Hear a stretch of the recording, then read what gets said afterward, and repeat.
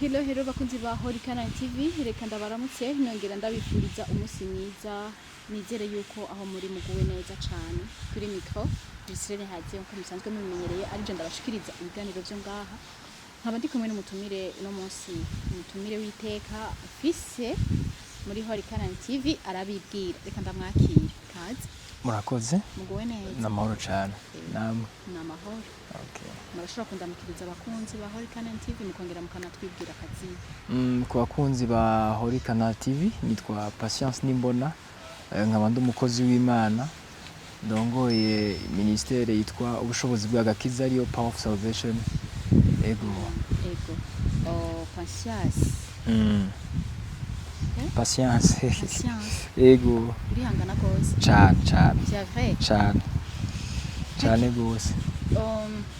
Nikihe kintu mu buzima wumva cyo gushikira nk'icihanganira? Ico kibazo kiroshe kwisha kuko nta kintu na kimwe kiramba ko mu buzima ntigeze nihanganira. Ko n'ubuzima busanzwe n'ubuzima nabayeho bwonyene n'ikimenyetso cy'uko nihanganye. Cyane. Kuko oya, ubuzima wabayeho ni ikimenyetso cy'uko wihanganye. Cyane. Ubundi wari kwiyahura. Si narigeze no kugerageza kubikora nk'inshonga zitatu. No modi. Ego. Ego nkuko muvyumvise rero ni Patience tugiye kuganira. Tugiye kuganira ku kintu kijanye n'amaraso. Buno ntitugiye kuvuga amaraso y'impene, ntitugiye kuvuga y'intama, ntitugiye kuvuga y'inkoko, tugiye kuvuga amaraso ya Kristo. Bigawe unkurikirana ahuri amaraso ya Kristo uyafata gute, uyaha agaciro kangana gute, nigiki yagukoreye, nigiki wo yashimira. Nuko reka ndamuhe ikaze Patience. Uwe nk'umukozi w'Imana iyo wumvise amaraso ya Kristo, reka kugira ngo vyumvishe abantu abakristo, wo bisigura gute? Mu bisanzwe amaraso ya Kristo n'amaraso y'umuntu yavuye mugabo ava ku bw'igikorwa kanaka. Cambere na mbere turabizi ko mu isezerano rya kera imbere yuko umuntu ashobora guharirwa ivyaha vyiwe yatanga amaraso y'intama canke igikoko kanaka ari numa ari kindi. Kuko ico ni gicapo catangujwe n'Imana mu gihe Adamu na Eva bakurica bacumura. Kugira ngo ashobore kumva yuko yoshobora kubafuka ubwambure bwabo byasabye yuko abanza kwica igikoko kanaka kibanza gusesa amaraso. Bonye n'ubwabo bisanze bari gusa, hanyuma ko kwisanga bari gusa nuko bari batakaje kubaho kw'Imana, bari batakaje ikibanza Imana ari bazimu, bari batakaje bwa bwiza bw'Imana, baca baja kwifuka amababi. Ego muga Imana injira babaza ati ko nabarondeye ndababura, none yari kivugisha abantu itabona. Ico nico kibazo ca mbere. Sesa yari kivugisha abantu itabona, yarababona. None kubera iki yarinze kubabaza ico kibazo ati muri baca bavuga ati rega twaguhunze, arabaza mwampungi iki, ega twariye cacama. Urumva Adamu na Eva, Adamu caravuga ngo rega ngo turi gusa, ninde yababwiye ko muri gusa? None ko ubwa mbere bo bari gusa, baje kubona gute ko bari gusa mu nyuma? Kwerica sivyo? Imana ntiyababona ko ari gusa.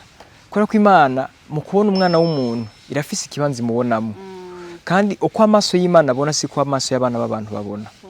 Rero kuko Imana yari isanzwe izi yuko igicapo cyo kugira ngo umwana w'umuntu ashobora kubaho burya buzima bw'ubumana bugira kandi nuko hari ikizoshobora gutangwa nk'ikimazi kugira ngo umuntu asubirane ca kibanza ciwe. Niho rero haciye hazi ikibanza c'ikiguzi c'amaraso. Niho rero Imana yatanze ikiguzi c'amaraso kugira ngo kibe igicapo c'uko Kristo niyaza, Adamu wa kabiri niyaza, amaraso yiwe azocika amaraso y'agaciro, azotangwa rimwe rizima, kizoba ikimazi kimwe kizima, kizoba gitangiye umwana w'umuntu wese kugira ngo ashobore guharirwa ivyaha, ahabwe imbabazi, yongera aronke ubuzima budashira. Okay, uravuze uti n'amaraso yatanzwe rimwe rizima. Ego. Rimwe rizima. Sinibaza yuko hari ayandi maraso azoboneka. Oya. Mu bisanzwe ngene bimeze. Uko ibihe bigenda birahindagurika, selon la Bible biravuga yuko amaraso ya Yesu niyo yatanzwe ku bw'icumuro cacu, sivyo? Kuko Yesu yapfuye kugira ngo hakugweho icaha. Hama mugabe igikorwa natwe dufise kimwe nico kumwizera, no kwizera ico gikorwa yakoze c'umwuzuzo, hanyuma natwe tukabaho ubwo buzima akeneye ko tubaho. kubw'amaraso yasheshe mugabo biravuga neza yuko umuntu wese atazoshobora kwizera ayo maraso ico gikorwa c'ayo maraso hazogera igihe rero nawe yicunguza amaraso yiwe hazogera igihe yicunguza amaraso yiwe mu gihe atizeye ayo maraso ya Kristo ego okay no munsi hariho abantu baciyumvira yuko bokora cyane bosenga gose sinzi ingene no bisigura kugira ngo baharike ibyaha byabo ubivuga kwiki mu bisanzwe ntaco wokora kugira ngo uharike ibyaha byawe kirenze ukwizera Imana kirenze ukwizera ayo maraso kubera ko ayo maraso nico kimenyetso catanzwe akarero ndaguha ni kagufiya cyane usimbiye muri histoire y'Abisirayeli bakiri muri Egiputa aho Imana yari irungitse Mose kugira ngo ashobore kuzana abanyegiputa Abisirayeli bakure muri Egiputa batwara mu gihugu c'isezerano hari ikimenyetso kimwe cabaye mu bimenyetso byinshi Imana yagira agaragaza ikimenyetso caho Imana yarandaguye imfura z'abanyegiputa ikimenyetso Imana yatanze arico kimenyetso c'amaraso bagishize ku gishima ryango c'umuntu were wese wo mu muryango w'Abisirayeli bisigura ngo ahantu hose Imana yaza canke umumarayika yaca asanze ico kimenyetso c'amaraso bisigura ko umwana waho canke ata muntu numwe yagira icaba kubera ko ico kimenyetso bwari bwo burinzi bisigura yuko rero ico kimenyetso bwari burinzi umva amaraso ni nka couverture niko gucungurwa k'umwana w'umuntu kubera iki amaraso yaje kugira ngo yoze ivyaha kureho ikintu cose catuma habe gutandukana k'umwana w'umuntu n'Imana rero nico gituma rero uno munsi no bwira umuntu ari wese nta kintu na kimwe wokora kugira ngo ushobore guharirwa ivyaha byawe kirenze ukwizera ico gikorwa Kristo yakoze acico gusesa amaraso iyo turiko turavuga bino bintu hari igihe benshi baca bavuga ngo dufavorije ngo abantu bakora ibyaha bakabitahura ukutariko ndashaka usigure mbega iyo umuntu amaze kwizera yuko Kristo yamucunguye niwo mwanya mwiza wo kuja gukora ibyaha kubera ko Kristo yamucunguye canke umaze kwizera ayo maraso hariho ukundi kuntu nyene uhindurwa Bibiliya avuga yuko abimatanije na Kristo bacitse ku imwe nawe rero Bibiliya avuga yuko uravye mu cete mu gitabo ca Yohana gice ca mbere 12 avangwa bamwakiriye bose yaciye abahereza ububasha bwo gucika abana b'Imana hariho ubuzima umwana w'Imana abaho umwana w'umuntu asanzwe adashobora kubaho nk'umwana wa president hari imikino adashobora gukina ntashobora gukina amabi ntiyoza gukina kange mwibarabara oya kandi ari umwana nk'abandi ivyo ntavyazi ubimubajije ubwo buzima hari naho wose ngatigeza bumenya kandi ari umwana nk'abandi rero bisigura ngo umwana w'Imana nawe hari ubuzima adashobora kubaho kubera iki yacitse umwana w'Imana abaho ubuzima bw'ubumana hamumaze gucika Paulo aravuga neza ngo nabambanywe na Kristo ariko ndiho yamara rero si jewe ndiho ariko ni Kristo hari muri jewe rero bisigura ngo si ubugihari ni Kristo bari karakora ico kibazo cyo ndagifatanya n'ikintu citwa ubuntu abantu benshi bafashe ubuntu nka couverture yo gukora icaha hanyuma bakumva ko bahariwe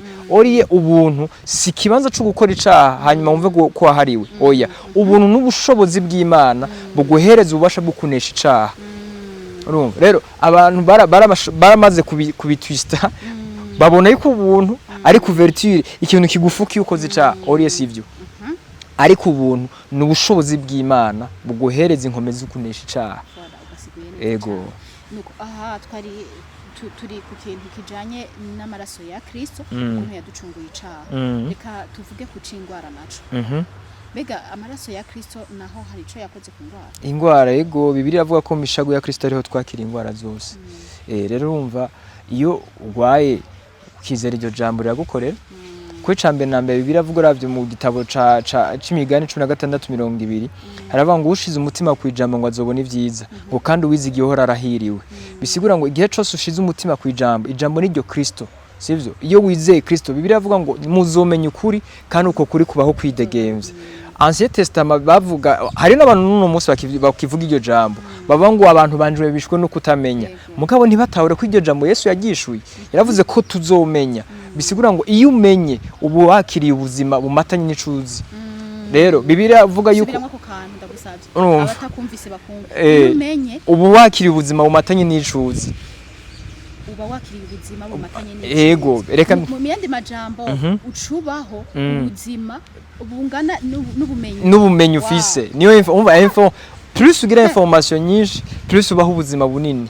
Ni ikibazo cyo gutahura. Nico Yesu yari karavuga ngaha rero ntitukiri ko turabaho ni muri iyo couverture yo kubaho abantu twishwe no kutamenya. Oya, twaramaze kumenya ukuri ninde, ukuri ni Kristo, sivyo? Tumaze kumenya ukuri, Kristo niwe bugingo, niwe buzima bw'ikintu cyacu cyose dukeneye, niwe nyishu. Bibiri ivuga ngo mu byaremwe byose byaremwe nawe, sivyo? Kandi byaremwe kuba ivyiwe. Rero bisigura ngo ikintu cyose nkeneye fise Kristo ndagifise. Nimba nkeneye amagara meza ndayafise mu gihe mfise Kristo.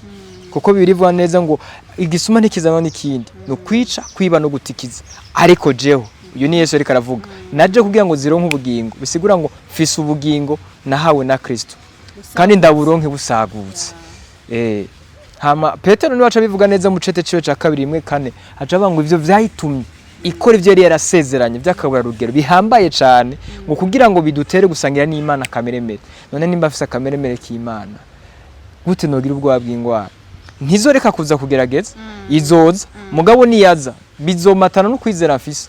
Reka ndakora ikintu kimwe, aya maraso igituma Yesu yarayasheshe kwari kugira ngo bidusubize kugira natire y'Imana, tusubire kugira bwa buzima bw'Imana, bwa bundi Adamu na Eva bari baratakaje.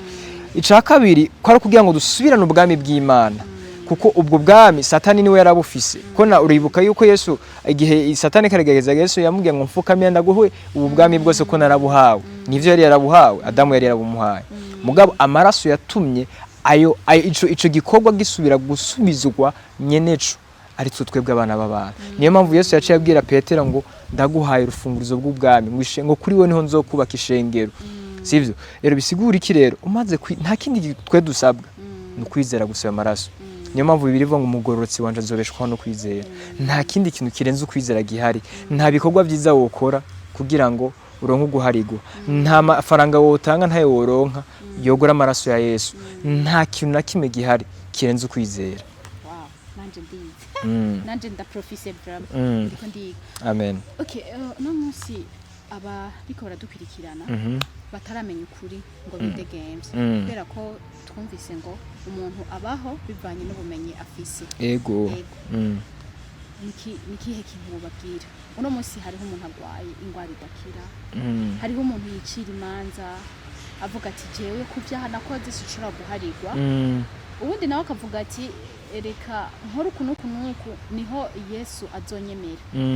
Reka dutangurire kuba taramenya ukuri mu kwidegenja kubw'amaraso ya Yesu kwikijanye n'icaha. Okay, ku kintu cerekera n'icaha reka ndabaha akarorero kama ka verse iri muri mu Baheburayo 9:22 niho havuga ibintu vyerekeye nuko amaraso ya Yesu ari atanga iki uguharigwa, sivyo? Mu Efeso 1:7 naho nyine haravuga ngo muri we niho dufise ugucungurwa kubw'amaraso yiwe. Bisigura ngo muri Kristo niho dufise ugucungurwa kubw'amaraso yiwe. Rero ikintu kimwe no vuga ingwara Bibiliya avuga yuko urupfu inyishu y'urupfu nimambe yicaha n'urupfu. Bisigura iki? Urupfu rwazanwe n'icaha. Rero igihe uri mu maraso ya Yesu uburonso ububasha bwo kunesha iki icaha. Bisigura ngo iyo unesheje icaha ushoboye kunesha urupfu. Rero ikintu kimwe no vuga kuri iki kintu cerekeranye nuko nicerekeranye n'ingwara no guharigwa ivyaha niki. Reka ndaguha akarorero. Mu mwameje kuvuga verse ivuga yuko ivyo vyatumye ngo ikora ivyo yari yarasezeranye byakaburage kugira ngo biduhereze kugira ngo nature y'Imana, sivyo? Rero ikintu kimwe no kumenya iyi verse iri mu Baheburayo 11:1 avuga ngo ukwizera no kumenya neza udakekeranya urumva. Rero umaze kuba mu kibanza ari itandukaniro ry'ukwizera n'ivyizigiro. Sigura iki kintu rero nico abantu benshi bakunda gusanisha kandi bidasa. Ivyizigiro rimwe ndavuga ko ari igikorwa ca Shetani. Naho abantu benshi bakunda kuvuga ngo ndafise ivyizigiro yuko bizogenda neza cyangwa bizogenda. Ico ni igikoresho ca mbere Satani akoresha mu kwica abantu. Ivyizigiro si nkomoko y'Imana. Ivyizigiro ni igikoresho Satani akoresha abantu kugira ngo bapfe batigeze biyumvira yuko bariko barapfa. Ati gute rero? Ivyizigiro bikuzana ahantu bikwereka kazoza. Ivyizigiro bikuzana ahantu ntibikwereka kubu, bikwereka kazoza. Rero ikintu cyose kikwereka ko bizogenda neza imbere kiriko kikuzana mu kibanza caho udakwiye utari kubaho ubuzima bwawe no musi uzobuba hejo oriye ivyejo ntavyuzi oya ahubwo ni wanashika ejo uzobona ko ejo ariho hari naho utazona hashika niyo mpamvu mvuga yuko ari ikoresho ca shetani umuntu arashobora kuvuga ngo ndagwaye mugabo ngo ndafise ivyizigiro ko vyuko nzokira kubera ko udashobora rero kubera ko udashobora kuvyizera uno musi ko ushobora gukira rero ukwizera niko kukumenyesha yuko ivyo bidashoboka bishoboka ahubwo hariho akajambo kari muri iyo verse nyene kavuga ngo ariko ibitabonwa ivyo bitumenyesha ko ari by'ukuri sesa uko nyene ivyo uko kwizera kukuzana mu kibanza kukwereka ivyo ubona ko bidashoboka niko kukumenyesha vy'ukuri ko bishoboka Bibiri ivuga ngo umugororotsi ngo azobishwa no kwizera hanyuma handi hagaca havuga ngo byose bishobokera abizera sivyo uwizera ntibishobokera ofisi vyizigiro nk'akarorero urashobora kuba ubayeho no musi urara inzara ntura nk'ico ufungura abana birirwa bararira ubuzi icurihira umwana ku ishure ukaca utangura kuvuga ngo ndafise ivyizigiro oya reka va mu kibazo c'ivyizigiro tera intambwe y'ukwizera kuko ukwizera kukumenyesha ico Imana yakoze bikaguhereza ukwimenya neza yuko nimba hari ico yakoze uno musi hari ciza gukora uko niko kwizera kukuzana mu kibazo cyo kukwereka difference yiyo wavuye naho ugeze hanyuma umaze kubona ko hariho intambwe yica Imana imaze gukora urabona vy'ukuri ko nuno musi hariho iciza gukora rero ico nico gicapa Imana dukeneye ko ikeneye ko ubona mu buryo Imana ibona Imana ikeneye ko tubona tubaho ubuzima bw'ubumana ku isi biravuga neza uravye mu cete ca mbere ca Petero ca Yohana 4:17 havuga ngo ivyo nivyo bimenyesha urukundo rwayo yuko tuzogira ubushizi bw'amanga nitwagera imbere y'intebe y'inganje ngo uko ari mwijuru natwe niko turi ngaha ku isi sivyo ivyizigiro bikuzana ahantu ho kutangura ega hariho ibintu bimwe hariyo amajambo uvuga hariyo n'indirimbo uririmba umuntu akabona ivy'ukuri bayeho ubuzima bw'ivyizigiro ntubayeho ubuzima bwo kwizera hariyo nk'indirimbo uzumva ngo uzaza ryari Yesu canke ugasanga umuntu ariko aririmba ngo akumbuye mu ijuru bene data nukuri gute wokumbura mu ijuru ahantu utarabaho naho Imana yakuremeye kuba na Yesu ubwiyo ntigeze atubwira ngo dusenge tuvuga ngo tuje mu ijuru yaravuze neza ngo dawe twese uri mu ijuru izina ryawe niryubaho ubwami bwawe buze ntiyavuze ngo ubwami bw'isi buje mu ijuru ubwami bw'Imana buze hano ku isi ivy'Imana ishaka ntibibe mu ijuru bibaha ku isi nkuko bisanzwe biba mu ijuru none ivyo Imana ikeneye ko biba ku isi bizokugwa nabandi natwe bwo dukeneye kuja mu ijuru no banzube ubwo buzima ku isi urumva yarabwiye intumwa ziwe igihe kimwe arababwira ngo ari Petero yariko arabaza Yesu amubaza ikibazo c'amakenga avuga ati none gabasha umuntu yavuze ko aje kwima ingoma none ngira jenzo camba premier ministre Petero avuga ati none bizaba bigenda gute akiye kubaza ico kibazo Yesu atamubaza none Yesu umuntu yahevye byose akagukurikira azohabwa imperanya baki Yesu nawe acamubwira ati no umuntu wese yahevye vyiwe kubganje azobishumbushwa umurengera urumva incuri ijana hamyisi ndetse no mwijuru bisigura ngo impera ntitubirindira kuzoyifungurira mwijuru tuzoyifungurira ha kwisi dutangura kubaho neza kugubwa neza ha kwisi dutangura kubona kugira neza ha mwijuru ntuzoja kujya inkoko ntizobayo mwijuru ntuzoja gufungura ragu canke iki oya ntibizokunda kuko navyo bizaba bikeneye kubaho mubeho ubuzima bumeze neza abantu murushe muza muvuga ngo ndashonje ngo ndagwaye ngo mugabo ntacosha ngo nzogira iherazo ryiza mwijuru nzobaho neza bene data je ndiko ndababwira bino suko bantera amabuye suko noba suko uvuga ngo hariya nk'umuntu ashobora kuvuga ngo reka shamwe muguwe neza mwe muragize je ndiko ndavuga bino ndazi ubuzima bwiza ndazi n'ubuzima bugoye ibi ndiko ndabivuga kubera ko nzi Imana yankuye naho ingejeje no musi nta kuri Imana itokura umuntu biravuga yuko nyaruca azova mwihanga ni ibintu biri biblique kandi nta jambo Imana yavuze itazorishitsa birivuga uravye muri Yesaya 55 uri kuramanuka hepfo nko kuri 11 niho havuga ngo nkuko imvura na sheregi iyo biguye ngaha ku isi bitegezo gutosa isi ngo ni nkuko ijambo ry'Imana ritigera risubira inyuma idashikira ico ryavuze hari abantu benshi usanga bafise amasezerano y'ivy'Imana yavuganye nabo nta na rimwe Imana itavugana n'umuntu Imana ivuga 24/24 kandi nta sengesho na rimwe Imana itishura ikibazo dufise ni kimwe Bibiliya avuga neza ngo murasaba ntimuhabwa kuko musaba nabi aho rero niho ikibazo kiri. Menya rero igihe cyose bibiri kubwiye ngo musabe muzohabwa, ariko musabye ibihwanye n'ubugombe bw'Imana. Aho niho ngomba gusigura gatoya. Kugira ngo ugere kuri ubu buzima bwose n'ibyo nariko nasigura, bisaba ko banza kugera cakyo navuga ca mbere, ubumenyi, kumenya ukuri. Niwamenye ukuri kuvyerekeye amagara meza, uca widegemvye mu karere k'amagara meza. Niwamenye ukuri kuvyerekeye n'ubutunzi, uzoca widegemvya kuvyerekeye n'ubutunzi. Urumva kimwe gusa no kumenya principe, ibisigaye byose Imana icibitunganya. Sivyo? Rega Bibiliya ivuga ngo izohezagira ibikorwa by'intoke zacu. Korurabe ko Imana idahezagira. Nta kintu na kimwe Imana idashiramo umugisha mu gihe ugikoze bihwanye n'ubugombe bwayo. Ikindi kintu naco novuga, mu bisanzwe gusenga guhwanye n'ubugombe bw'Imana wibaza ngo niki? Si ugusenga ubwira Imana icifuzo cawe canke ubwira Imana ibibazo vyawe canke uririra Imana ingorane zawe. Ni ugusenga ubwira ubunini bw'Imana yawe ibibazo vyawe. Nugusenga uguhwanye n'ico Imana kwifuzako. Mbega uzomenya gute ico Imana kwifuzako? Ni mu gihe usenze, kumwe Paulo yavuga ngo musengere muri mwemu, ahandi akavuga ngo ugusenga kwanyu mukubere maso. So senga ha mu gusenga kwawe kubere maso. Ushatse kuvuga iki? Burya ahantu wakiririye isezerano niho hantu naho nyene uzokurira iryo sezerano. Nimba isezerano rikuriye mu masengesho, iryo sezerano rizotabagwa niki, rizocungurwa niki, rizoshitswa niki? Nugusenga. Sivyo? Ushatse kuvuga iki rero? Igihe cyose ukeneye gusenga kugira ngo usenge uguhwanye n'ubugombe bw'Imana, nuko ureka mwe muyera akabari wakunihira iminiho. Nk'akarorero biravana no kwizera ko umuntu canke aho umuntu asengera. Sinshaka kubigira itegeko ku muntu.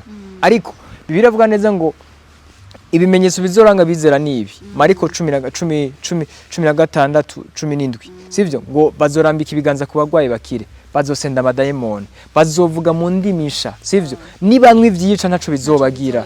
Urumva? Rero ikintu sese bazofata inzoka na scorpio. Ikintu kimwe no babwira.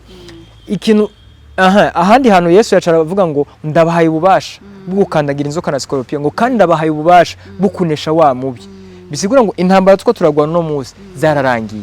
Ku musaraba bavuze ngo byose birarangiye. Nibibazo vyanje, nibibazo vya naka, nibibazo byo muri 2045 byose byari birangiye. Sivyo?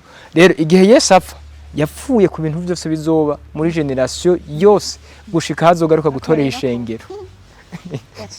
Urumva? Ntazongera gufira igira kabiri ngo afire ivyo vyaha, ngo afire ivyo bibazo. Bibiliya ivuze ngo ni intimba zacu yikoreye. Sivyo muri Ancien Testament, ni no muri 2050. Nizo ntimba zose razishizeko. Reka ndaguha akarorero gatoya.